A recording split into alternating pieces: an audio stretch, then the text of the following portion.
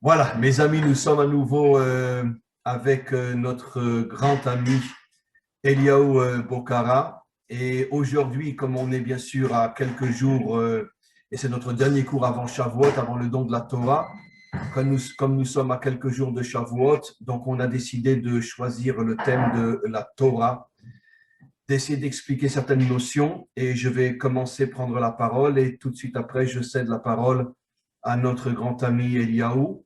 Et le sujet que j'ai choisi aujourd'hui, je vais vous expliquer pourquoi, c'est la différence entre ce qu'on appelle la religion, y compris la religion juive et la Torah. C'est un sujet que je traite déjà dans de nombreux cours ces derniers temps et j'ai eu énormément de personnes qui m'ont demandé d'expliquer surtout la référence. Où est la référence qui parle de religion et la référence qui parle de Torah? Comme j'explique déjà depuis de nombreuses années, je ne me permettrai jamais, jamais, jamais, jamais de sortir quelque chose de ma bouche, surtout en public. Et lorsque ça s'adresse à des milliers de personnes, je ne me permettrai pas de dire des choses qui n'ont pas une source extrêmement puissante dans la Torah. Et la source, bien évidemment, c'est la faute du veau d'or, comme je vais expliquer très, très rapidement. C'est la faute du veau d'or au sujet de laquelle nos maîtres nous disent que cette faute nous accompagne jusqu'à la délivrance finale et que c'est le Melech HaMashiach, le roi Mashiach, qui mettra fin à cette faute et qui nous permettra de rentrer dans la délivrance parce que de toutes les fautes d'Israël, celle qui nous prive le plus de la délivrance finale est précisément la faute du veau d'or qui a causé la destruction des premières tables que nous n'avons jamais reçues. Les premières tables étaient censées être la vraie Torah. Et malheureusement, nous avons reçu les deuxièmes tables qui sont la religion juive. Et d'où on le sait? On le sait d'une manière extraordinaire. Vous remarquerez dans le récit de la faute du veau d'or que ceux qui étaient, je ne rentre pas dans les détails, qui étaient-ils, ce n'est pas le sujet maintenant, mais ceux qui ont pris l'initiative de faire le veau d'or, et j'ai expliqué dans des dizaines de cours que le veau d'or, c'est en vérité le symbole de la puissance économique matérielle, comme si aujourd'hui on devait représenter le symbole de l'économie mondiale, en tout cas occidentale, on dessinerait un ordinateur. Et dans le contexte de l'époque où 99,9% de l'économie mondiale, c'est l'agriculture, donc le veau, le taureau, est le représentant de la réussite matérielle d'un peuple. Et donc la puissance matérielle, qui est en même temps la puissance politique. Mais une chose absolument incroyable que tous nos maîtres demandent, pourquoi ont-ils été trouvés à Aaron pour l'associer à la mise en place du veau d'or? Alors, comme on le sait, la différence fondamentale entre Aaron et Moshe, c'est que Moshe représente la Torah, tandis que Aaron représente le culte, ce que l'on peut appeler la religion. C'est-à-dire que Aaron, c'est le grand prêtre au temple, ou dans le contexte de la Torah, au Mishkan, dans le tabernacle. C'est l'homme qui est, on pourrait dire, le modèle du service divin, mais non de la Torah, car la Torah inclut des milliards d'autres facettes qui n'ont rien à voir avec le culte. Et comme on le sait, comme l'explique le Zohar, comme l'expliquent tous nos maîtres authentiques, Rabbi Nachman de Breslev et quantité d'autres, le Rabbi de Lubavitch, en vérité, le but réel, fondamental de la Torah, c'est de dévoiler la royauté d'Hachem dans ce monde, précisément dans la dimension matérielle et non dans la dimension spirituelle, c'est-à-dire dans le politique, dans le social, dans l'économique. Aaron, lui, était uniquement celui qui représente le culte, le service divin, en français la religion. Et donc on comprend pourquoi ils ont été demandés à Aaron de participer, parce qu'il ne voulait pas recevoir la vraie Torah, c'est-à-dire une force qui va purifier le monde matériel et une force qui refuse de rester coincée uniquement dans une église ou dans une synagogue ou dans un centre d'études, mais une force qui se trouve dans les grandes entreprises, qui se trouve dans le social, dans le politique, dans l'armée, une force qui purifie précisément le monde matériel et non uniquement le monde spirituel. Et ils ont réussi. Aaron s'est associé à eux. Il avait bien sûr de bonnes intentions, mais malgré tout, la Torah le lui a reproché, comme on le sait. C'est à cause de cette faute-là que ses deux enfants sont morts lors de l'inauguration du Mishkan, comme l'explique Rashi. Et c'est quoi finalement l'association entre Aaron et ceux qui ont fait le Erev Rav, c'est l'association entre la force matérielle déconnectée de Dieu et la religion. La véritable source, c'était déjà en Égypte avec Dathan et Aviram, comme je l'ai souvent expliqué. Et nos maîtres nous disent que finalement, le culte et le pouvoir politique ou le pouvoir financier est en vérité la force qui domine le monde entier dans tous les peuples, dans toutes les civilisations, dans toutes les religions, y compris dans la nôtre jusqu'à aujourd'hui. Tout le système rabbinique, avec bien sûr des exceptions, mais tout le système rabbinique est à la solde du service financier et politique.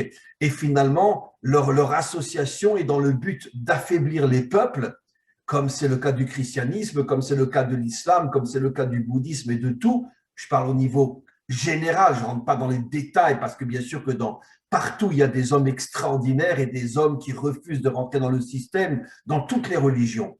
Mais je parle de l'aspect global, cette association entre le pouvoir matériel et le pouvoir religieux est dans le but d'affaiblir les peuples afin de pouvoir les dominer, car qu'est-ce que nous transmet la religion? Soit gentil, soit un idiot, soit un mouton, fait bé toute la journée et dit merci mon Dieu, et surtout, surtout, ne sois pas un homme authentique, ne sois pas un véritable guerrier qui part en guerre contre toutes les saletés qu'il y a dans ce monde. Ça, c'est la religion, sans la moindre différence entre la religion juive, chrétienne et les autres, etc. C'est d'ailleurs pas pour rien qu'on appelle en Europe la religion judéo-chrétienne. Je trouve que c'est une révélation incroyable de nous montrer que finalement, le judaïsme est devenu la chrétienté et rien de plus. Et rares sont les maîtres qui ont encore avec eux aujourd'hui la vraie Torah. Donc voilà la source de ce que j'explique depuis très très longtemps. Et voilà notre véritable travail, et je cède maintenant la parole à Eliaou. Notre véritable travail est de faire tomber justement toute l'institution rabbinique, toute l'institution religieuse qui est à la solde du pouvoir économique et du pouvoir politique, afin de se libérer de toute cette dictature qui nous affaiblit depuis des millénaires et de révéler le Mashiach et de retrouver les premières tables qui sont la véritable Torah, la Torah qui refuse d'être dans une synagogue, mais une Torah qui veut être dans ce monde matériel afin de le purifier. Voilà, Eliaou. Je te cède la parole. J'aimerais qu'on dédie ce cours à la protection de tout le Ham Israël, que tout le Ham Israël soit protégé, que les soldats soient protégés, qu'il y ait une lumière autour d'eux qui les protège, un vrai bouclier, la vraie Torah vient de les protéger. Et pour essayer de répondre un peu à tout ce que vous avez dit, on voit qu'au départ, Hachem demande à Moshe de prendre le rôle de tout. C'est-à-dire, normalement, Aaron ne devait pas rentrer en jeu. Bravo, magnifique, magnifique. Alors ça, tu vas détailler ça parce que là, c'est vraiment, encore une fois, une confirmation 1000 fois plus grande de tout ce que je viens de dire. Alors vas-y, explique. C'était sur le Har Sinaï, qu'est-ce qui s'est passé? On voit que Moshe avait un problème au niveau de la parole. Il y avait un bégaiement. Donc, c'est sûr que si on le lit comme ça, on peut dire qu'il avait un problème dans la façon de s'exprimer. En fait, ce n'est pas ça. Je pense métaphore, évidemment, c'est un code. Je pense que lui, c'est un homme d'action, justement. C'est un homme qui était exclusivement dans l'action. Il a été recruté d'ailleurs dans les armées de Pharaon parce que c'était un homme d'action. Il a remporté énormément de combats, énormément de guerres parce que c'était un général d'armée. Donc c'était dans l'armée africaine, pas le Pharaon. Exactement, dans l'armée africaine. Parce que tu as dit Pharaon, j'ai corrigé, dans l'armée africaine.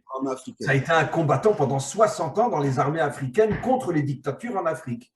Exactement. Donc c'était tout sauf un beau parleur. C'était un homme qui était dans l'action, qui était sur le terrain. Et il ne se sentait pas à la hauteur peut-être de faire des grands discours pour Israël. Et c'est là qu'Hachem a dit, si toi tu ne peux pas le faire, Aaron va parler à ta place. Donc là, il y a déjà eu, entre guillemets, la première séparation, entre guillemets, entre l'Église et l'État. C'est-à-dire que Moshe, qui était un homme qui dirige, un homme qui a des troupes, a en fait délégué la partie, entre guillemets, presque spirituelle à Aaron. Donc, si on peut s'exprimer ainsi, peut-être la scission a commencé à ce moment-là. Donc là, on peut voir que… Je voudrais juste, pour préciser encore plus ce que tu dis, ce que tu as dit que Moshe n'est pas un homme de parole, c'est l'essence, effectivement, mais ce qui a fait exploser les choses, c'est quand Moshe a refusé d'être le libérateur et a dit à Hachem, Shlach na beati shlach, envoie n'importe qui, mais pas moi. D'accord? Ça, c'est un sujet en soi, pourquoi il a refusé, mais ce n'est pas vraiment notre sujet aujourd'hui. À ce moment-là, Hachem lui a répondu, eh bien, Aaron sera avec toi. Ce qui veut dire que finalement, à partir du moment où Hachem a senti que Moshe avait un problème, c'est ce qui a causé la venue de Aaron. Mais si Moshe avait accepté dès le départ d'être le libérateur, il aurait représenté toute la Torah et il n'y aurait jamais eu de religion à l'intérieur du peuple juif. Tu comprends? Exactement. Ça veut dire que Aaron, d'une certaine manière, est la réponse au refus de Moshe d'être le libérateur. Maintenant, pourquoi Moshe s'est entêté à refuser? Bon, ça peut être un sujet en soi, on peut en parler maintenant si tu veux, mais c'est un sujet en soi. On peut ressentir aussi qu'il y a toujours cette guerre entre la matière et le spirituel. Ça a commencé avec Caïn et Abel, on l'a vu avec Esav et Yaakov, et on retrouve encore ces deux visions entre Moshe et Aaron. C'est-à-dire qu'à chaque fois, c'est comme si la matière refuse un peu, entre guillemets, de s'unir avec ce qui est l'antimatière. Voilà, donc ça porte bien son nom, matière. Par contre, la fausse spiritualité n'a aucun problème à s'unir à la matière, parce que le fric et le pouvoir, ça, c'est tout à fait la fausse spiritualité. Le clergé et la noblesse, quoi, Bekitsu. On est d'accord, mais au final, ils veulent quoi? Ils veulent la matière. Ils se servent du spirituel pour avoir la matière, mais ce qu'ils veulent, c'est la matière. Donc, on voit qu'il y a cette difficulté d'union entre ce qui est spirituel et matériel. Et voilà pourquoi on n'a pas reçu la Torah, parce que on n'a pas reçu la Torah, les premières tables, parce que quand Aaron était en bas, il a cédé. C'est-à-dire que lui-même, quand il a été confronté au veau d'or, qui est la matière par excellence, au final a cédé parce que la matière est forte et elle peut facilement écraser l'âme. Et on le voit avec le corps. L'âme qui est dans le corps, si le corps prend le contrôle, c'est plus facile que le corps prenne le contrôle que ce soit l'âme qui prend le contrôle dans ce monde-ci, en tout cas. Évidemment, parce que ce monde-ci, c'est le monde de la matière, beaucoup plus que le monde spirituel. Exactement. C'est ce qu'on appelle l'extériorité et l'intériorité. La vraie et authentique dimension spirituelle est complètement cachée, comme l'énergie à l'intérieur de l'atome, comme l'âme à l'intérieur du corps. Donc, ce que nous voyons, c'est pour ça que nous disons tous les jours, 2 fois par jour, tu ne suivras pas tes yeux, parce que ce que tu vois n'est que l'extériorité de la réalité. On est d'accord à 100%. Et ce qui se passe, c'est que Moshe a été testé sur la spiritualité, donc il est parti 40 jours, il a jeûné, il n'a pas mangé, donc il s'est complètement presque dématérialisé, et c'est dit même, j'ai étudié Rabbi Nachman ce matin, il expliquait qu'il est carrément monté dans le monde des anges, des malachim, donc il s'est complètement, pratiquement déconnecté de la matière, et il est monté dans les mondes des anges, Moshe. Alors que Aaron, qui était en bas de la montagne, lui, ça a été tout le contraire. Il s'est dématérialisé du côté spirituel et il s'est confronté au veau d'or. C'est-à-dire chacun a été testé dans l'épreuve opposée de ce qu'il est. Absolument. Donc on aurait dû recevoir une Torah, la Torah d'Israël, la Torah de Yehoshua, justement, parce que c'est ce qu'il a reçu, Yehoshua. La Torah qui unit les mains de Moshe Rabbeinu et le combat de Yehoshua, l'union des deux. C'est ça la Torah d'Israël. Qu'avait commencé Yaakov, au sujet duquel il est dit la voix est la voix de Yaakov et les mains sont les mains d'Esav. Ça veut dire fais descendre ta voix dans l'action d'Esav. C'est ce que ça veut dire. Pour moi, c'est de la facette de la Torah que je comprends, parce que comme on sait qu'il y a 70 facettes, de mon interprétation, pour moi, la Torah du Hémet, c'est l'union de la matière et du spirituel, l'équilibre parfait entre les deux. Et c'est ce qu'on doit voir aujourd'hui en Eretz Israël. On doit voir cette union. Autant aujourd'hui, Israël est dans un état d'alerte, d'accord? Donc il va falloir que la matière, les soldats, l'action soient réalisés, mais il va falloir que dedans, il y ait aussi du spirituel. Parce qu'on est dans un conflit qui est territorial, qui est économique, mais qui est aussi spirituel. Donc si on ne combat pas sur ces 3 terrains, on ne remportera jamais cette guerre. Tu sais, je vais te raconter une histoire très, très douloureuse. Et je ne me rappelle plus le nom peut-être tu t'en rappelles toi, de cet officier inimaginable qui dirigeait des commandos lorsqu'il y a eu la dernière guerre à Gaza, Tsuketan. Il y avait un officier, enfin un général, qui était à la tête de troupes genre commando, comme ça, des unités d'élite. Et avant de rentrer dans Gaza, il a lui-même été un homme pratiquant, et comme de plus en plus de soldats aujourd'hui en Israël, parce qu'il y a de moins en moins de laïcs qui veulent s'engager, et de plus en plus de gens avec une kippa sur la tête qui s'engagent en Israël, grâce à Dieu, merci Hachem. Mais en tous les cas, il a arrêté toute son équipe qui avait reçu une mission de s'infiltrer, bon bref, peu importe, et il leur a fait faire le Shema Israël. Tous les soldats ont accepté, même les laïcs qui étaient parmi lui, ils ont tous fait Shema Israël, etc. Et il y avait sur le côté un soldat qui n'était pas dans cette équipe-là, qui a filmé ça et qui après l'a fait connaître aux autres officiers, dont la majorité sont des laïcs. Eh bien, figure-toi qu'il a été convoqué au tribunal, il a été convoqué au tribunal militaire, il s'est fait engueuler comme c'est pas possible, ils l'ont même descendu de son rang. Bon, après, avec les années, il a retrouvé son rang et plus encore, mais pendant quelques années, ils lui ont enlevé comment on appelle ça, ses grades d'officier. Pourquoi? Ils lui ont dit, tu ne fais pas rentrer la Torah dans l'armée d'Israël. L'armée d'Israël, elle est pluraliste, d'accord? Toi, tu veux faire Shema Israël, tu le fais, mais tu ne le fais pas faire à tes soldats. Ça s'est passé il y a quelques années, même ici en Israël. Bien sûr, ça veut dire que c'est vraiment, on pourrait dire, la caractérisation la plus douloureuse de ce refus aujourd'hui du monde moderne, y compris Israël, de lier les deux. Alors que là, je peux comprendre pourquoi il voulait renforcer ses soldats, parce que chacun risque sa vie. Et en se collant au maître du monde, ça donne des forces. Eh bien, il a perdu son titre d'officier pendant des années parce qu'il avait osé faire le Shema Israël à ses soldats. Ici, en Israël, c'est de la folie. Ça nous ramène au cours de la semaine dernière, c'est-à-dire qu'on a vu que Shimshon à Gibor avait l'esprit et le cœur. Et les téphilines, on les met bien sur le bras d'abord, ton cœur, prépare tes actions, et on les met aussi sur la tête. Le côté gauche qui est près du cœur, justement. Exactement. Donc, c'est bien l'union du cœur et de la conscience qui unit l'action. C'est tout le symbole des téphilines. Et vous l'avez bien expliqué avec les shomronim. Donc, ces samouraïs qui portaient des lanières de cuir et qui ont, entre guillemets, la garde qui s'élève vers David. Et d'un autre côté, il y a eu donc samouraï, shomronim. Mais regardez, il y a aussi les ninjas du Japon qu'on appelle shinobi. Et comment s'appelle le renseignement israélien? Le Shin Bet. Donc, c'est-à-dire que même si on fait la liaison, le Shinobi, c'est le système de renseignement japonais féodal de l'époque. Et le nom du renseignement israélien, c'est le Shin Bet. C'est exactement les mêmes initiales. Incroyable.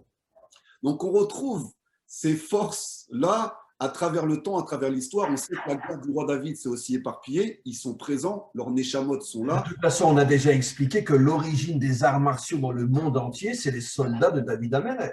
Exactement. C'est eux qui ont commencé les arts martiaux. Et qui, après, quand il y a eu l'exil des 10 tribus, ça s'est propagé en Asie. Exactement, bien sûr. Donc, c'est là qu'on retrouve cette Torah qui n'a pas été donnée au final à Moshe. Et on n'a jamais reçu la vraie Torah. On ne l'a jamais reçue. Et Moshe n'a pas pu rentrer en Eretz Israël parce que des commentaires que j'ai entendus, la Torah qu'il avait, c'était une Torah d'exil. C'était pas la Torah. Les deuxièmes tables sont la Torah d'exil. Oui. Mais la preuve, c'est que depuis qu'on a reçu la Torah, sur 4000 ans d'histoire, 3000 ans en exil. Donc c'est bien la preuve que cette Torah ne nous protège en aucun cas de l'exil. On est d'accord. Donc on voit bien que pour moi, la Torah du peu que j'ai étudié, qui se rapproche aujourd'hui le plus de la Torah d'Israël, c'est celle du Rav Kook et de Rabbi Shimon Bar Yochai. C'est-à-dire, la Torah du Rav Kook dit quelque chose d'important.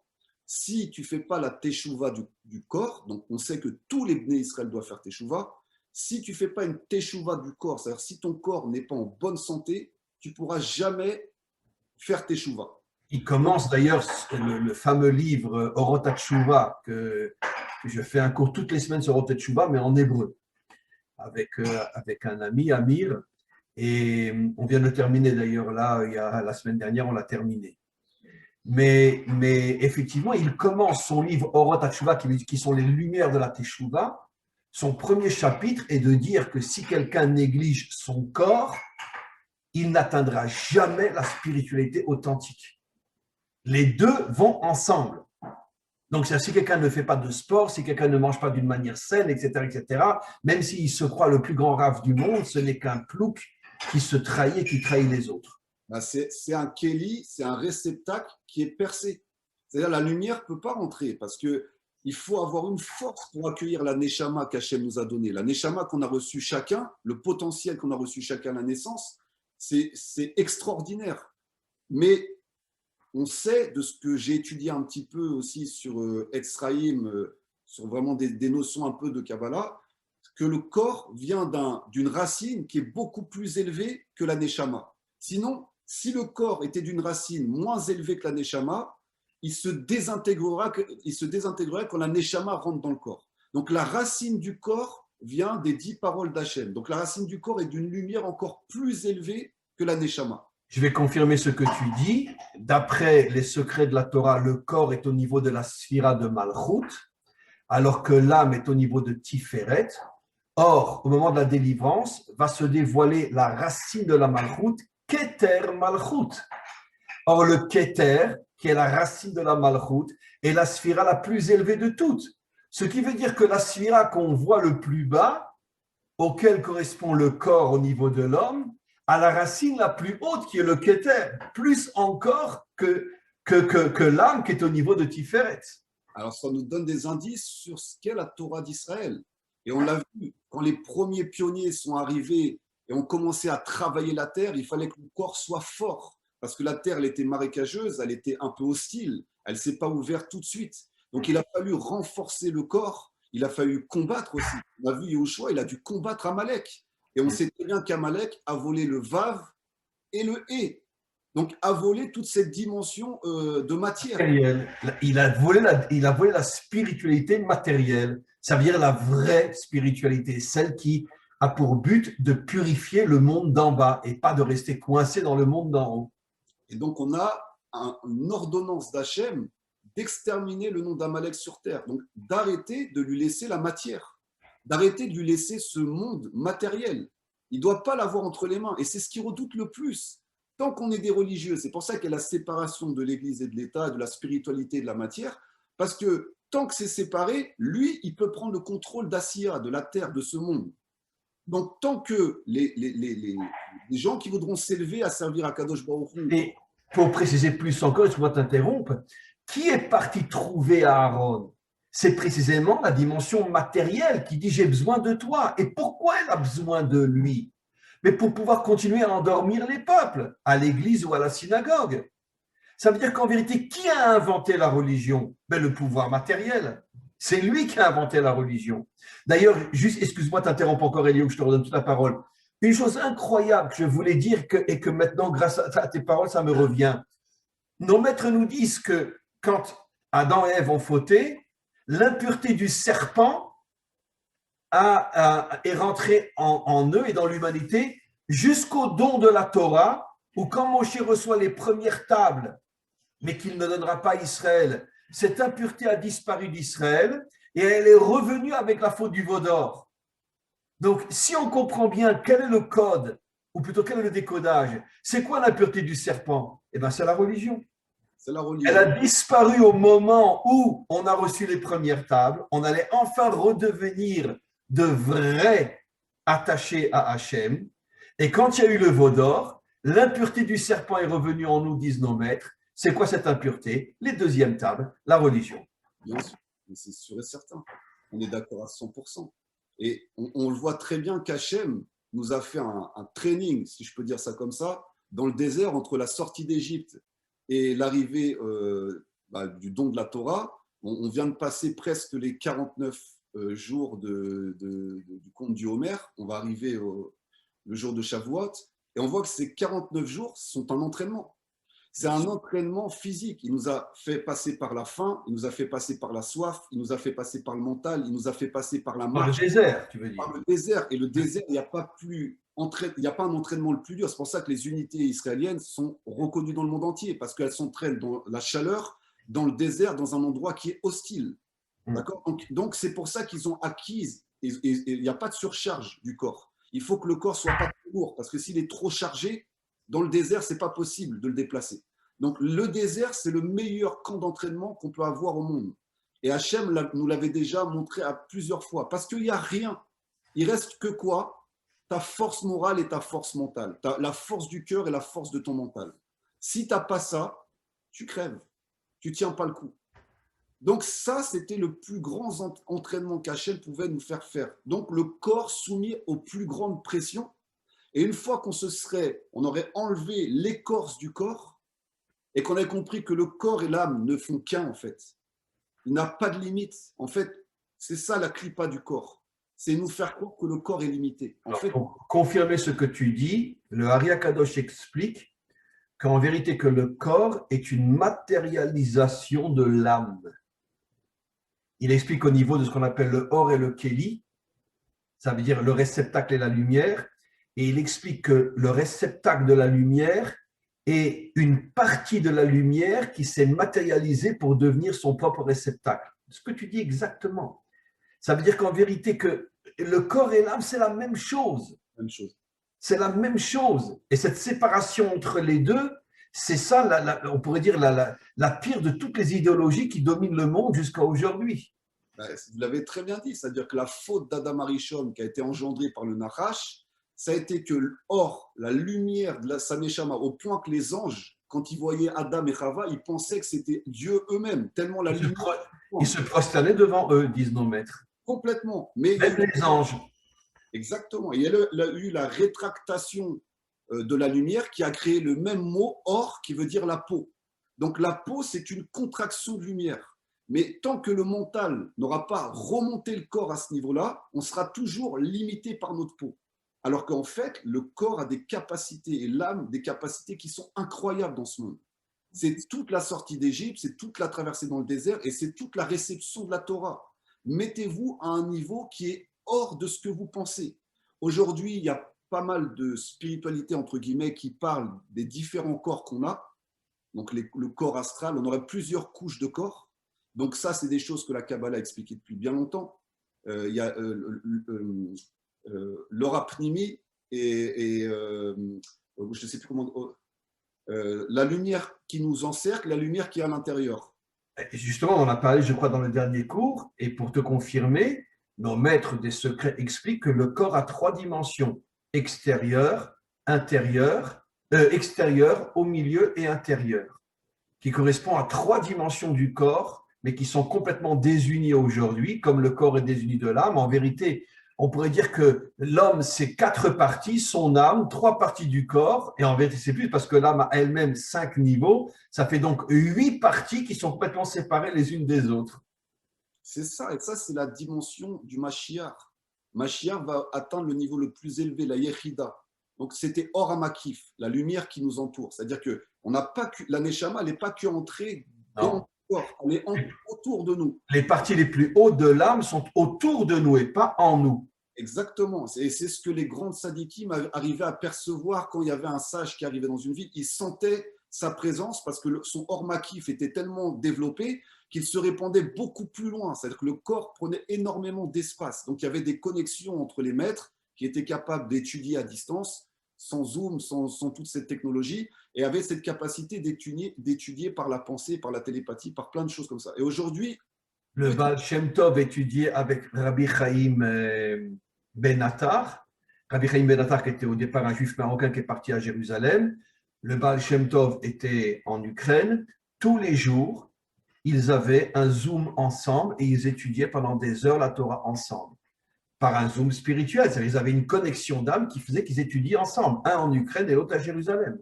C'est ça la Torah. C'est ça la Torah qu'on devait recevoir. C'est toutes ces facultés, cette capacité de dépasser ce que l'œil humain limité, qui est descendu à un bas niveau par ses pulsions et ses émotions, ne voit plus. Parce qu'il est descendu, au moment du veau d'or, il est descendu dans la matière, il a commencé à craindre, il a commencé à avoir peur du vide, il a commencé à avoir peur d'être seul. Il s'est dit, j'ai plus de leader. Donc ils étaient déjà presque tombés dans l'idolâtrie avec Moshe Rabbeinu, parce qu'il leur fallait toujours un leader pour pouvoir avancer. Alors que Hachem voulait bien leur expliquer que le seul leader, c'est moi, et ce moi est en chacun de vous. Donc vous avez tous cette capacité d'être des leaders, chacun dans vos domaines. Et c'est ça qui va C'est ce amener. que dit Rabbi Shimon Bar Yochai, Kol bnei Israël bnei melachim hem. Chaque enfant d'Israël est un roi, en ce sens qu'il a ce potentiel de ne pas être le mouton de quelqu'un d'autre. L'absolu contraire de tout ce qu'on vit aujourd'hui, bien évidemment, dans toute l'histoire humaine. Mais il y a un potentiel de royauté dans chacun d'entre nous, c'est-à-dire d'être un leader et ne pas être le mouton de quelqu'un d'autre. Exactement. Ça, c'est la vraie Torah. Exactement. C'est ça qui fait la force d'Israël. La force d'Israël, c'est ça, c'est que chacun, et la force des nations aussi, parce que les nations ont reçu aussi une part dans cette Torah, mais que chacun a la capacité d'amener quelque chose de grand à l'humanité. Et je reprendrai juste une phrase qui, parce qu'on peut te demander c'est quoi la Torah, parce qu'on peut se demander, même moi je peux me demander c'est quoi la Torah. Mais je me rappelle toujours de cette histoire. Justement, c'est la partie que je voudrais maintenant voir avec toi, mais c'est pareil, je te laisse terminer et on va passer à cette partie-là, justement. Alors voilà, je me rappelle toujours cette histoire du Rav Hillel et de Shammai. Et qu'il y a un Bnei Adam qui vient, enfin quelqu'un qui s'intéresse à la Torah et qui vient demander à Shammai, est-ce que tu pourrais m'apprendre toute la Torah en une seule phrase et en me tenant juste sur un pied? Et Shammai, qui est une école de la rigueur, de la discipline, Prends son bâton, il le fout dehors. lui mène voilà. Voilà. Et il va voir donc l'école d'Hillel, qui lui est plus l'école du cœur, de la bonté. Il va lui dire, écoute, tu sais ce que c'est la Torah? Je vais te le dire en une phrase. C'est ne fais pas aux autres ce que tu n'aimerais pas qu'on fasse. Ça, c'est toute la Torah. Et ce qui est très intéressant, ce qui est bouleversant à en pleurer, c'est qu'en réalité, il faisait allusion au verset qui dit « Tu aimeras ton prochain comme toi-même ». Mais il a refusé de dire « Tu aimeras ton prochain comme toi-même ». Il a dit « Tu ne feras pas aux autres ce que tu ne veux pas qu'on te fasse ». C'est-à-dire, c'est la véritable explication, parce que l'explication « Tu aimeras ton prochain comme toi-même », on sait, on la trouve chez tous les idiots de ce monde. Mais en vérité, Hillel a donné la véritable explication de la véritable Torah, c'est-à-dire « Ne fais pas à l'autre ce que tu ne veux pas qu'on te fasse ». Bien sûr. C'est beaucoup plus fort que tu aimeras ton prochain comme toi-même. C'est là qu'on voit toute la connexion entre la création. C'est-à-dire que quand tu as compris que tu fais partie de Hachem Echad, que Hachem est un, tu peux en aucun cas faire du mal à une autre créature comme ça, pour ton plaisir, par jalousie, tu sais que c'est une manifestation d'Hachem, tu sais qu'une plante est une manifestation d'Hachem, tu sais que quelqu'un, un humain qui est à l'autre bout du monde, c'est une manifestation d'Hachem, que tout est une manifestation d'Hachem. Donc, si tu ne peux pas faire, c'est toi-même. Tu te fais du mal à toi-même. Voilà. Maintenant, malheureusement, on doit aussi savoir se défendre et protéger notre intégrité. Et c'est là qu'il faut faire attention de ne pas tomber dans la religion. Parce que le danger, c'est qu'en gros, quand le mal commence à s'imposer, l'obscurité commence à s'imposer dans ce monde, on peut se dire, bon, moi, je vais tellement loin que je ne veux tellement pas faire de mal que j'agis pas. Et là, ça, c'est la grosse erreur. Pour faire du bien, il faut aussi, des fois, utiliser la rigueur de Shammai. Et on sait très bien que la Torah de Shammai, ça sera celle de la fin. D'ailleurs, c'est ce que nos maîtres disent, que dans le monde de la délivrance, la halacha, la loi sera comme Shammai. C'est-à-dire que l'homme redeviendra un homme authentique. Il saura quand il doit agir avec rigueur. En ce sens, j'oserais presque dire que le pays le plus religieux sur Terre aujourd'hui, dans le sens le plus négatif du terme, c'est Israël. On voit ce qui se passe en ce moment, des morts tous les jours, des blessés, des enfants traumatisés à vie, et pratiquement aucune réaction, quoi. Aucune réaction. C'est-à-dire, nous, ils nous tuent nos civils. Hier soir, un père et sa fille meurent au même moment. Ce matin, encore 2 morts. Et tous les jours, il y a des morts. Ne parlons pas des blessés graves, ne parlons pas des blessés en général, ne parlons pas surtout de tous les enfants traumatisés dans le Sud. Et ils en ont pour toute la vie à s'en remettre. Et qu'est-ce que fait notre État? Ah oui, mais si jamais on tire une bombe sur un immeuble, on va blesser ou tuer des civils. C'est-à-dire, eux, ils ont le droit de tuer nos civils, mais nous, on n'a pas le droit. Ça veut dire, comme je dis toujours, qu'Hachem me pardonne, le peuple le plus chrétien sur terre, c'est les Juifs. Il n'y a pas de problème. Mais Abraham a mis au monde Yitzhak. D'accord? C'est-à-dire que la bonté d'Abraham, au bout d'un moment, va céder la place à Yitzhak, à la rigueur de Yitzhak. Donc, on sait que, OK, peut-être qu'aujourd'hui, malheureusement, il y a toujours dans la profondeur du peuple juif, il veut tellement pas faire du mal, il aime tellement pas la guerre, le mal, le sang, l'obscurité, qu'il va toujours être dans la retenue. Et c'est comme ça que nos ennemis arrivent à prendre le dessus. Et c'est comme ça qu'ils nous ont toujours écrasés, parce qu'ils connaissent le tempérament juif. Exactement. Je connais cette histoire, c'est une histoire absolument, mais une histoire vraie de l'époque de la montée des nazis en Allemagne. Alors, ils ont interdit les parcs aux chiens et aux juifs. il y a deux juifs qui passent devant le parc et qu'il y en a un qui dit à l'autre, pourquoi c'est interdit aux chiens? Il ne va pas poser la question pourquoi c'est interdit aux juifs, pourquoi c'est interdit aux chiens? Aux juifs, on comprend. Ça veut dire qu'il faut reconnaître la vérité. Ça veut dire qu'il y a un défaut dans notre peuple qui est l'absolu contraire de notre vraie nature qui a disparu en exil, parce que notre vraie nature, c'est d'être des héros, d'être des combattants qui n'ont peur de rien. Mais comme on sait, l'homme a été créé avec deux aspects à l'extrême opposé.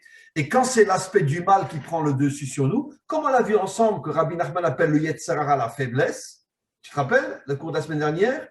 Le Yetzer Hara, eh bien c'est ça. Le Yetzer Hara, le mauvais penchant des Juifs, c'est la faiblesse. Une faiblesse qui se réfugie derrière des arguments religieux, on ne veut pas faire de mal aux civils, etc. etc. Nous, nos civils, ils peuvent crever, c'est pas grave. On enterre un père et sa fille, mais ça, c'est pas grave. Mais on ne va pas toucher quand même les civils de Gaza, quand même. On est des Juifs, quand même. Voilà. Non, pas des Juifs. On est des cathos, n'est-ce pas? Donc, on est les seuls vrais cathos sur Terre, parce que les cathos, les vrais, ils ne se comporteraient pas comme nous, ça c'est sûr. Mais tout est dans le code d'Abraham. D'ailleurs, la paix entre guillemets, avec les voisins arabes, a été appelée Opération Abraham.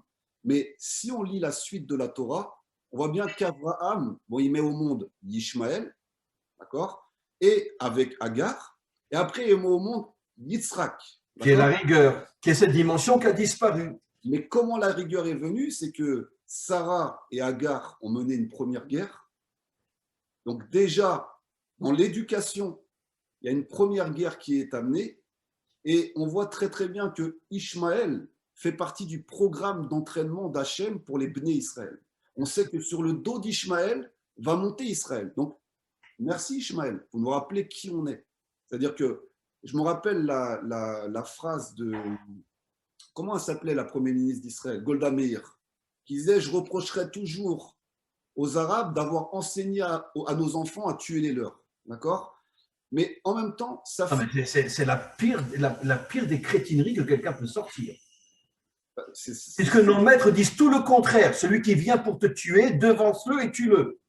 Et cette idiote, elle dit, je reprocherai aux Arabes d'avoir appris à nos enfants à tuer leurs ennemis. Parce que c'est la bonté juive qui est là, d'une mère juive qui… Non, la chrétienté juive, je préfère dire. On est d'accord, mais c'est une partie du judaïsme. Mais c'est poussé à l'extrême, on est d'accord. Mais en même temps, Ishmaël nous rapprend à être des combattants. Il fallait qu'on ait des opposants pour se rappeler quelle nature on a. Oui. D'accord ? Donc, on voit bien que les Sabras, les Bnei Yitzhak sont en train de revenir. Les Sabras, ils ont une mentalité complètement différente que les Juifs qui sont arrivés de la Galilée. Nos soldats sont différents de la mentalité, je pourrais dire, des dirigeants d'Israël. Mais le problème, c'est qu'on ne les laisse pas faire ce qu'ils devraient faire. Et c'est ça le problème. On est d'accord. Mais l'air de rien, les Sabras, les Israéliens de naissance, pour eux, ce n'est pas grand-chose, ces roquettes qui passent au-dessus du ciel d'Israël. Ils ont l'habitude. Ils sont nés sur une terre en guerre. C'est les graines de l'Holocauste. Ils ont en eux un code de combattant qui est ancré en fin fond d'eux. Et vous avez raison, pour l'instant, comme on n'a pas encore la malroute du roi David et du Melech HaMashiach, ils brident cette force-là. Mais ça va changer. C'est-à-dire qu'on sait qu'après Bibi, il y a un risque que tout ça, ça change et que le potentiel de tous ces enfants d'Israël vont se révéler et on va voir quelque chose de totalement différent. Alors, Eliou, pour conclure, il nous reste à peu près 10 minutes. Je voudrais passer maintenant à un sujet qui va confirmer tout ce qu'on a dit, un sujet un peu dur. Je vais me faire lapider une fois de plus, ce n'est pas grave, mais je suis les enseignements de Rabbi Nachman qui dit que quand tu es poursuivi et critiqué, c'est comme si on verse de l'eau sur une graine pour qu'elle pousse et se renforce encore mieux. Donc, critiquez-moi, essayez de me liquider. Je n'en ai strictement rien à faire. Moi, mon travail, c'est de dire la vérité. Et j'explique. Et d'autant plus que je vais rapporter des sources, bien sûr. On sait que depuis des millénaires, avec des exceptions près, parce que par exemple, nos maîtres nous disent que le plus grand maître de tous les temps, c'est Rabbi Akiva. Rabbi Akiva, c'était uniquement quelqu'un qui étudiait, qui priait toute la journée? Non, c'était un super combattant. Qui c'est qui nous a donné le Zohar? Rabbi Shimon Bar Yochai, un super combattant. Ça veut dire que ça, la grande majorité des Juifs, même ceux qui étudient la Torah, l'ont complètement oublié, que les modèles de la Torah authentique sont précisément des guerriers. Mais ça, tout le monde a oublié. On se rappelle de Rabbi Akiva que comme quelqu'un qui étudie toute la journée, bien sûr, mais il n'a pas soutenu, la révolte de Bar Korba contre les Romains. Non, ce n'était pas lui, c'était autre chose. Bon, bref. Regardons l'histoire en général. Qui c'est que nous considérons, nous, dans notre peuple, comme les tzadikim, les saints, etc. Quelqu'un qui ne fait que étudier et prier toute la journée. Très bien. On ne cite pas de nom, chas v'shalom. Maintenant, je te pose une question, Elia. Imagine-toi un homme qui a une affaire. Je parle d'un pratiquant, il observe Shabbat, il mange kasher. Quand il a un moment de libre, il étudie, il fait ses 3 prières par jour. Mais dans son travail, il est d'une moralité, d'une pureté incroyable. Un exemple, et je peux te dire que j'ai connu quelqu'un comme ça, qui est toujours ici en Israël, même à Jérusalem, qui est loin d'être le tzadikador, personne ne le connaît. Mais un jour, on lui a proposé une petite affaire tordue, etc., qui lui aurait rapporté des millions. Il a refusé. Il a refusé. Il a dit non, moi je regrette. Moi, je reçois ce qu'Hachem me donne avec des chemins purs, droits, moraux. Je refuse d'être corrompu, même si c'est pour gagner 2 millions d'euros. Et un jour, il m'a raconté cette histoire, parce que bon, il a voulu me demander s'il avait bien fait ou pas. Bon, bref. Mais prenons donc ces 2 exemples. Tu as d'un côté quelqu'un que viennent voir des milliers de juifs pour lui demander des bénédictions, mais quelqu'un qui, lui, ne vit que dans la dimension spirituelle, un peu comme Aaron, et quelqu'un qui a la tête d'une affaire avec 200, 300 ouvriers, qui a des possibilités tous les jours de tricher, de trafiquer, etc., et qui reste 100% propre dans son travail. En ce qui me concerne, ma réponse est que le vrai tzaddik, ce n'est pas le premier, c'est le deuxième. Celui que personne ne connaît, celui que personne ne va voir. Mais je te garantis que si un homme est à la tête d'une entreprise et qu'il est moral et tu lui demandes une bénédiction, sa bénédiction va marcher des milliards de fois plus que celle de tous ces soi-disant grands que l'on va voir par milliers et milliers et milliers et milliers. D'accord? Je sais que je vais me faire descendre, mais c'est ma vie, peu importe. Alors, donc, c'est exactement ça, la différence entre les premières tables et les deuxièmes tables. Ça veut dire, les premières tables, on ne les a jamais reçues, ça veut dire quoi? Quel est le décodage? Ça veut dire qu'elles ne sont pas présentes dans nos yeux, ça veut dire que quand quelqu'un est à la tête d'une entreprise et qu'il se comporte proprement, d'accord, on ne va pas le considérer comme le juste de la génération.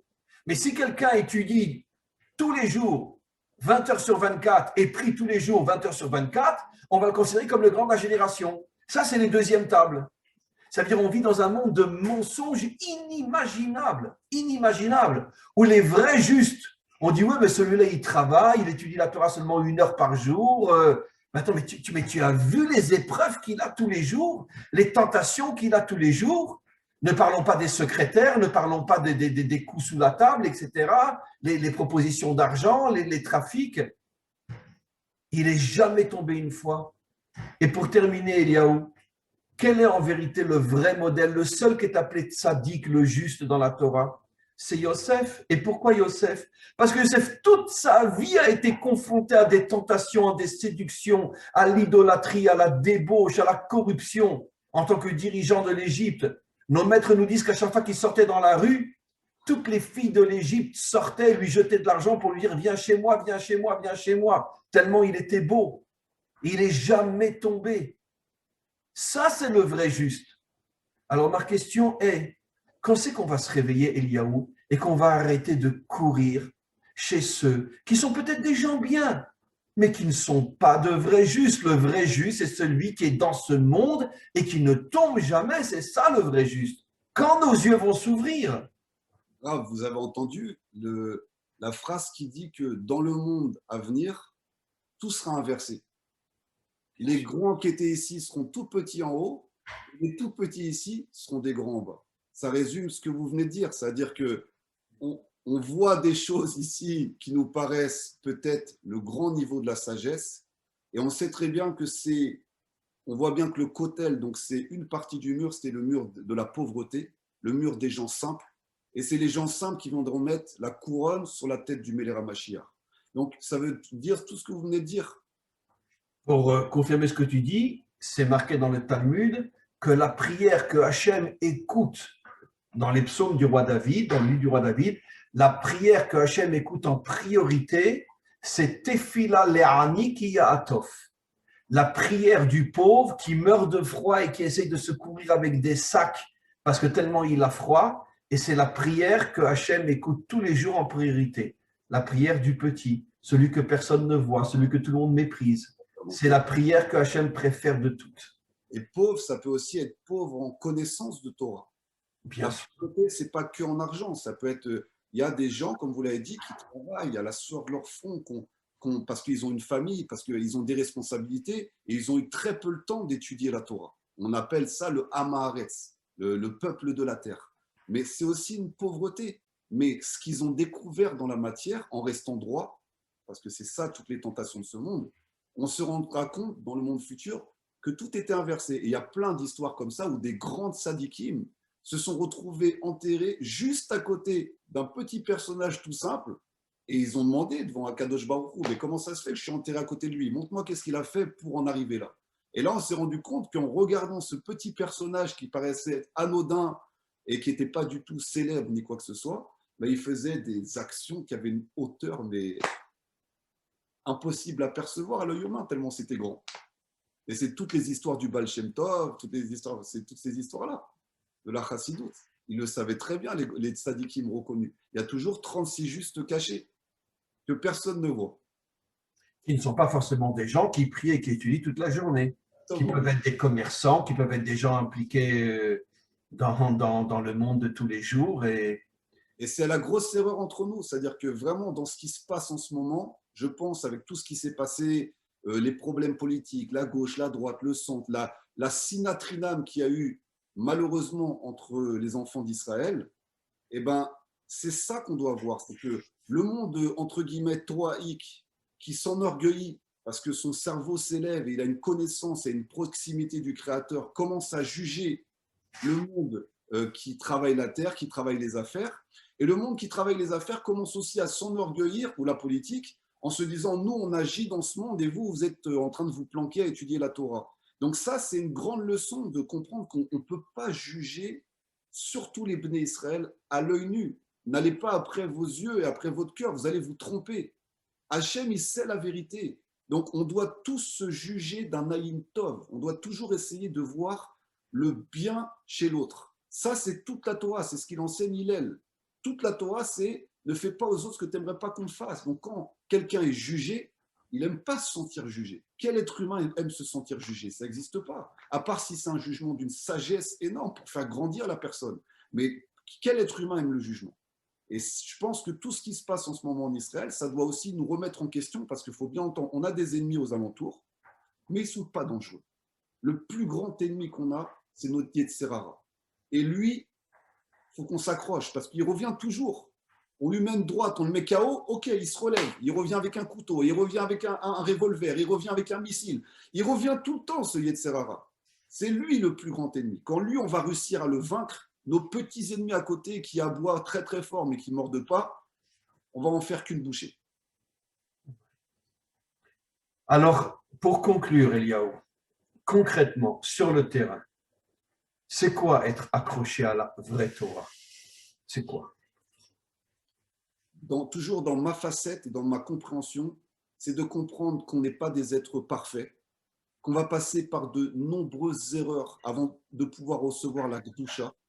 On va tomber de nombreuses fois, parce que même Yosef Hatzadik, qui, entre guillemets, n'est pas tombé quand il est parti en Égypte, mais il est tombé en faisant du Lachon Hara sur ses frères. Il a commencé sa vie avec des erreurs inimaginables.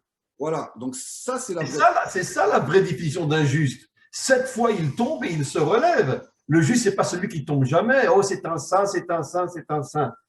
Elle va dire ça à l'église, mais pas chez nous. Donc, pour moi, je pense que la Torah, déjà, c'est un enseignement. Et pour pouvoir recevoir un enseignement, il faut avoir de l'humilité. On voit que c'est Moshe Rabbeinu qui a reçu la Torah, qui était le plus humble des hommes, donc c'est-à-dire qui était le plus vide, qui avait enlevé toutes ses connaissances, tout son savoir pour recevoir la connaissance d'Hachem. Et pour moi, c'est ça le Torah, c'est je vais tomber, je vais faire des erreurs, je vais me remettre en question, je vais suer, je vais voir que j'ai des limites, je vais me sentir nul des fois. Mais je rajoute, pour confirmer ce que tu dis, pour pouvoir être un homme authentique, il faut forcément vivre aussi dans ce monde. Parce que si tu vis toute la journée enfermé dans une bulle spirituelle, tu vas gonfler d'orgueil et tu ne tomberas non plus jamais puisque tu n'as pas ni séduction, ni corruption, ni rien. Tu vas de la yeshiva à la maison, de la yeshiva à la maison. Et quand tu es dans la rue, tu baisses la tête et tu fermes les yeux. Donc, tu risques pas de tomber. Donc, c'est pas ça le vrai juste. Le vrai juste, c'est celui qui justement est dans ce monde, est tombé, mais ne se désespère pas, se relève et se renforce jusqu'au point où un jour, comme Yosef, il ne tombe plus jamais. Ben, c'est là que la Torah a été donnée. Les Bnei Israël sont tellement descendus dans l'assimilation en Égypte, ils sont tombés plein de fois. Ils étaient entourés de débauches, de tentations, de pouvoir dans tous les domaines. Et ils sont tombés aussi. Ils étaient au 49e degré d'impureté, comme les Égyptiens. Donc, et c'est là qu'ils ont reçu, parce que c'était des esclaves. À partir du moment où c'était un esclave, ils ont tombé au plus bas niveau de l'être humain. Enfin, le plus bas niveau de l'être humain, c'est d'être plus dépendant de son libre arbitre. On ne peut pas tomber plus bas que ça. Donc maintenant, je vous laisse le choix. Soit je vous enseigne quelle est la vraie liberté, c'est-à-dire de devenir mes serviteurs, mais le serviteur de l'éternité n'a rien à voir avec être avec les serviteurs d'êtres humains limités qui ne se connaissent pas et qui sont dirigés que par leurs égos et leur idole. Donc, je vous laisse le choix. Vous allez tomber, vous allez des fois tomber dans l'idolâtrie, dans la débauche, dans tout ça, et vous pouvez descendre au 49e degré d'impureté, mais vous aurez toujours la capacité de revenir si vous êtes fort et si vous êtes prêt à affronter les épreuves de ce monde qui sont difficiles, qui vont vous tester sous tous les domaines, sous tous les points, mais c'est comme vous l'enseignez très bien, c'est ça qui fera de vous des vrais hommes et des vraies femmes, et c'est ça qui fera de vous des combattantes et des échetraïles. C'est ça qui va vous permettre de dire à Akadosh Baruch Hu devant son trône, j'ai donné le maximum de mon potentiel, j'ai fait plein de fautes, tu sondes mon cœur, tu sondes mes erreurs, je suis loin d'être un sadique. Toi, tu sais tout ce que je pense en moi, toutes les mauvaises pensées, toutes les choses négatives que je peux avoir. Mais je me suis battu jusqu'au bout, jusqu'au dernier souffle de ma vie, je me suis battu. Tu sais que tout ce qu'on a dit aujourd'hui, Eliaou confirme finalement l'enseignement de nos maîtres qui nous disent que la délivrance d'Égypte, la délivrance finale, viendra par le mérite des femmes. Comment ils osent dire par le mérite des femmes? Mais une femme, elle n'est pas toute la journée en train d'étudier la Torah, elle n'est pas toute la journée en train de prier, et elle accomplit moins les commandements que l'homme. Alors pourquoi par le mérite des femmes? Dit par le mérite des justes qui sont toute la journée à la yeshiva. Pourquoi? Ben, la réponse est claire. Parce que la féminité, c'est la dimension pratique, concrète, impliquée, réalisatrice, alors que la dimension de l'homme au niveau des codes, c'est la dimension plus spirituelle et intellectuelle. Et donc, c'est ce que nos maîtres nous disent. La délivrance ne viendra pas par le mérite des justes, elle viendra par le mérite de la dimension féminine, traduit dans un langage explicite, par ceux qui s'investissent et qui réalisent les choses, et pas seulement en parlent, mais les réalisent. C'est ça la dimension féminine. Voilà, Kavodra. Vraiment, ça résume tout ce que. C'est ça la Torah. Et d'ailleurs, c'est les femmes qui ont reçu la Torah en première, d'ailleurs. Mais c'est ce que dit le verset. C'est toute l'endurance de la femme. La femme endure des choses au niveau de son endurance mentale et son endurance émotionnelle que je pense qu'il y a très peu d'hommes qui auraient la capacité de surmonter toutes ces épreuves. Donc, il n'y a pas plus éprouvé que la femme depuis le commencement de la création. Elle, c'est devenu une échetraïe. D'ailleurs, elle ne chante pas une chanson en l'honneur de son mari, que c'est un combattant. C'est nous qui chantons que ce sont des... Oui, et malheureusement, tous les textes traduisent, y compris les juifs, la femme vertueuse. Alors, c'est la femme guerrière. Échetraïe, c'est la femme guerrière. Et tout le monde, dans toutes les traductions, tu vois la femme vertueuse. C'est un peu comme il falsifie le texte. Exactement. Donc, c'est la femme guerrière. La femme est appelée guerrière, pas l'homme. La femme donne la vie, la femme brise tous ses os pour mettre au monde une autre création. Et elle est beaucoup moins égoïste, elle est beaucoup plus tournée sur l'autre. Elle a cassé un peu toutes ses clipotes de manière tout à fait naturelle. D'ailleurs, c'est elle qui est l'aide de son mari. Ça a été la dernière créature de la création, donc c'est le summum de la création. Comme il est dit dans le proverbe juif, Acharon, Acharon Chaviv, le dernier est toujours le meilleur. Exactement. Et d'ailleurs, on le voit très bien que les guerres, Milchama est lié l'Echem, mais on voit bien que l'Echem... Et la femme est appelée l'Echem. Voilà. Donc, toutes la Torah, la femme est appelée le pain. Donc, toutes les guerres tournent autour des femmes. C'est-à-dire qu'au fond, c'est ça, parce qu'on sait très bien que c'est la création. Les guerres commencent à se déclarer par rapport à la nourriture et les femmes. Et l'homme déclenche ces guerres à cause de ça. D'ailleurs, on dit Hachem Milchama. Ish Milchama. C'est un homme de guerre. Donc, il crée un lien. Hachem rentre en guerre. Et c'est ce qui va se passer. Il est en train d'entrer en guerre avec tout ce mensonge. Nous, on ne le voit pas à vision humaine, mais il est en train de faire un sérieux nettoyage pour qu'enfin on puisse un peu voir clair. Et il est en train de diriger ses armées, Hachem Tsevaot. Donc, j'ai aucune crainte pour Israël. C'est le Dieu des armées. Exactement. On n'appelle pas le Dieu des églises ou des synagogues, mais le Dieu des armées. Donc, encore une fois, une définition claire dans la Torah que ça fait des millénaires qu'on la falsifie. Le Dieu des armées et pas le Dieu de la synagogue. Et c'est une phrase qu'on doit dire quand on a peur. Le but du terrorisme international et de toute cette conspiration qui veut détruire Israël, c'est de mettre la peur. Ils veulent ancrer la peur dans le peuple juif. D'accord? Donc, ceux qui ont peur, vous avez juste à dire Hachem Tsevaot. C'est lui qui est le Dieu des armées, c'est lui qui dirige les armées. Même s'ils viennent 70 nations contre Israël, ils ne peuvent pas attaquer l'éternité. Ce n'est pas possible. Donc, si toi et moi, on a la tête de l'armée, on va tous les liquider, ça c'est sûr. Ça, on est... Tov Eliaou, écoute, je n'ai pas de mots pour d'abord remercier Hachem de ce cours d'aujourd'hui, de cet échange entre nous qui était absolument fabuleux. Et vraiment, voilà. Et ben, ce cours-là, je vais le mettre, je pense, dimanche. Bon, juste avant la fête, je vais le mettre dimanche sur le site. Comme ça, encore pas mal de personnes pourront l'écouter encore avant Shavuot. Et merci beaucoup, Eliaou. Et on se retrouve donc la semaine prochaine. On continue, bien sûr, sur l'écoute et Moharam la semaine prochaine. Et en attendant, je souhaite à tout le Ham Israël une très, très bonne fête de Shavuot. Et selon l'inspiration du cours d'aujourd'hui, que nous commencions à comprendre que nous n'avons toujours pas reçu la vraie Torah, que nous demandions au Maître du monde de nous redonner la vraie Torah, qui est la Torah de la délivrance, les premières tables, et que nous redevenions des hommes authentiques qui arrivons à unir la dimension spirituelle authentique avec la dimension matérielle authentique. Je te laisse terminer, Eliaou. Alors, à la protection de tout Israël, que les ennemis d'Israël commencent à trembler, parce que vous êtes en train d'affronter Akadosh Baruch Hu. Je ne sais pas si vous vous rendez compte. Méfiez-vous dans quel camp vous allez vous mettre. Parce qu'en apparence, vous pensez faire du bruit, mais quand la vérité va se révéler, ça va faire très très mal. Donc choisissez le bon camp. Regardez l'histoire, regardez ce qui se passe à travers le temps. On arrive dans une époque qui est très spéciale, tout s'accélère. Choisissez le bon camp.